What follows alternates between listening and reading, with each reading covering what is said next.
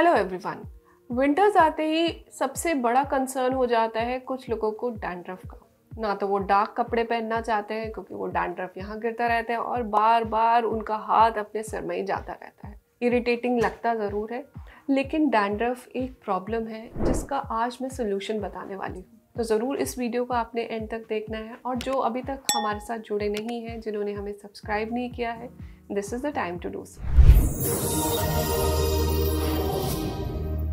अब डैंड्रफ एक फंगस मेलेजीजा की वजह से होता है और उसकी वजह से फ्लेकीनेस, इरिटेशन, इचिंग, इन्फ्लेमेशन, ये सारे सिम्टम्स हमें देखने के लिए मिलते हैं। तो अब आप क्या करें?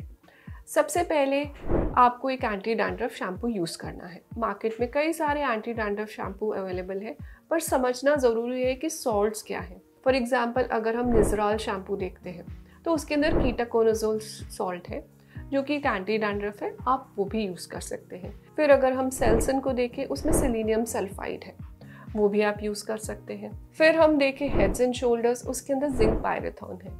ये तीनों ही अच्छे सॉल्ट्स है एंटी फंगल। इनमें से आप कोई भी एक से शुरू करिए, 3 महीने पहले उसे यूज़ करिए। अगर वो वर्क नहीं करता तो दूसरे पे शिफ्ट करिए। ये नहीं कि सबको एक साथ करना शुरू कर दिया, because other problem with anti dandruff shampoos is the dryness it causes. अब सेकेंड प्रॉब्लम आती है इन्फ्लेमेशन की।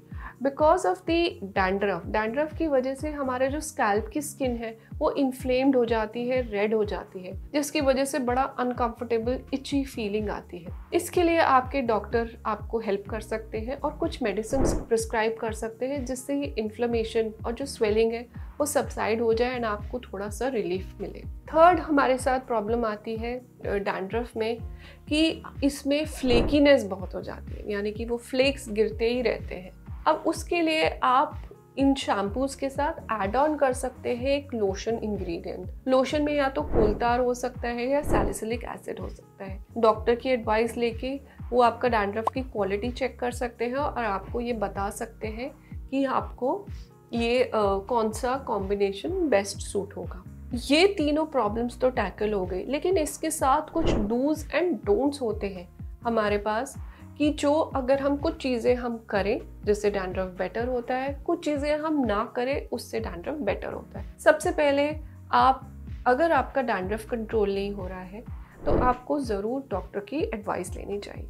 सेकेंडली, बार बार आपको स्कैल्प को स्क्रैच नहीं करना है। अगर आपको बहुत ज़्यादा इचिंग हो रही है तो प्लीज़ किसी शार्प चीज़ से या अपने नेल से उसको नहीं खुरचना है, बिकॉज उससे सेकेंडरी इन्फेक्शन हो जाता है और प्रॉब्लम वर्सन हो जाती है। अगर आपको खुजली हो भी रही है, आप उसको नहीं अवॉइड कर पा रहे, तो फिंगर के पैड से इस तरह आपको उसे रिलीफ करना है। थर्ड इम्पॉर्टेंट चीज़ है कि आपको ऑयलिंग करना है, लेकिन डैंड्रफ के टाइम पे आपको सिर्फ आपको 1 घंटा पहले करना है। इससे ड्राइनेस रिलीव होती है और आपको थोड़ी सी रिलीफ मिलती है। Overnight oiling is a strict no for dandruff patients. एक और चीज़ हमें बहुत ध्यान रखने की ज़रूरत यह है कि ऑयल की जब हम बात करते हैं तो कुछ ऑयल्स एक्चुअली डैंड्रफ को एग्जैजरबेट करते हैं, यानी अगर आप 1 घंटा पहले भी लगाओगे तो भी वो डैंड्रफ को वर्सन कर सकते हैं। उनमें से एक ऑयल है ऑलिव ऑयल। ऑलिव ऑयल में ऐसी स्टडीज़ भी हुई हैं कि जिसमें ये देखा गया है कि ऑलिव ऑयल लगाने की वजह से डैंड्रफ वर्सन हुआ है। तो ऑलिव ऑयल आपको कोई नहीं लगाना, आप अपना नॉर्मल कोकोनट ऑयल लगा सकते हैं, उसको मेल्ट कर सकते हैं, 1 आवर बिफोर कर सकते हैं, and then use a anti dandruff shampoo to wash it off. उसके बाद एक छोटी छोटी चीज़ें हैं जैसे कि ब्रीदेबल हैट्स पहनना। अगर आप हेलमेट पहन रहे हैं उसके नीचे वुलन कैप्स मत पहनिए, कॉटन कैप्स पहनिए, उससे फ्रिक्शन कम होता है, स्किन ब्रीदेबल रहती है और डैंड्रफ और अच्छे से कंट्रोल होता है।